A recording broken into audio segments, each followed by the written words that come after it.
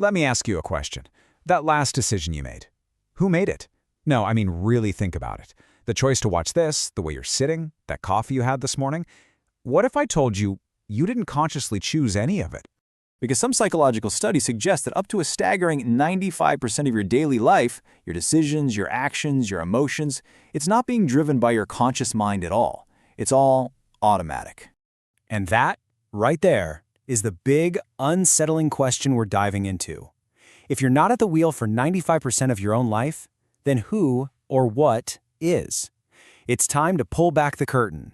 Well, the answer lies just beneath the surface, in this vast, hidden world of your subconscious mind. You probably heard the analogy of an iceberg, right? Your conscious mind, the part you're aware of, is just that tiny little tip sticking out of the water. And when you actually see it visualized, the sheer scale of this is, well, it's pretty mind-blowing. The vast majority of all your mental activity, something like 90%, is subconscious. It's operating completely behind the scenes, running your habits, your gut feelings, your snap judgments. It's the real powerhouse. So let's get to know this hidden co-pilot of yours. This is the part of your brain that handles all the routine stuff, the things you do without thinking. It's basically your brain's built-in autopilot system. The official term for this is automaticity. You know this feeling? It's when you're driving a route you take every single day, and you suddenly arrive at your destination with almost no memory of the last few miles. That was your subconscious at the wheel. It's an incredible efficiency hack that frees up your conscious mind to worry about more important things like what you're going to have for dinner. And the reason your brain does this? It all comes down to raw computational power. Look at this. Your conscious mind can handle about 40 bits of information per second. Your subconscious? It's processing over 10 million bits per second. That's not even a fair fight. It's like putting a dial-up modem up against a supercomputer. So, how does this incredibly powerful subconscious get its orders? Well, one of the sneakiest ways is through something called priming.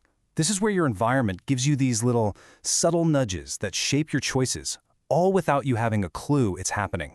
Here's a perfect everyday example. Let's say you're watching a nature show about the ocean. Later that day, you're at the grocery store and you find yourself reaching for Tide laundry detergent. You think it's just a random choice, but nope. Your brain was primed by all those images of the ocean. A connection was made, completely unconsciously. And this kind of thing is happening to you all day long. Okay, so our choices in the present are being influenced without our knowledge. But our past, right? Our memories? Surely those are solid. They're like video recordings we can trust. Well, about that. You might want to brace yourself. Yeah, here's the thing. Modern science has completely thrown out the idea that memory is like a playback device. It's less like rewatching a video and much more like telling a story. And, as we all know, stories can change a little bit every time you tell them. This whole reconstruction process can lead to a phenomenon known as a false memory. And we're not just talking about getting a small detail wrong. We're talking about a vivid, confident memory of something that's either totally distorted or never actually happened. And here's the craziest part. To the person remembering it, it feels 100% real. And it's shockingly easy for this to happen. So first, an event happens. Sometime later, maybe you hear a news report or someone asks you a leading question, and new misleading information gets introduced. The next time you go to recall that original event, your brain can accidentally weave that false detail right into the memory. And from that point on, it becomes part of your personal history.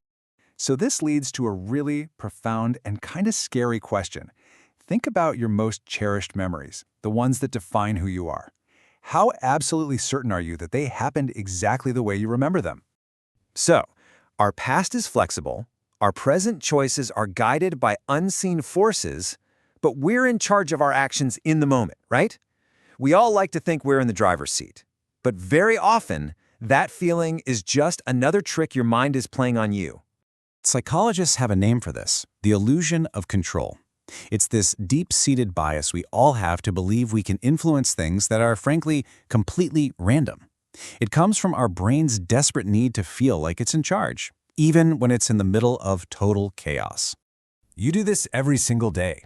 You know that closed door button in the elevator you always press? In most elevators, it's a total placebo. It's not even wired to anything. That crosswalk button you jam on over and over, a lot of the time, it does absolutely nothing. But pushing it gives you the feeling of control, and that's all your brain really wants.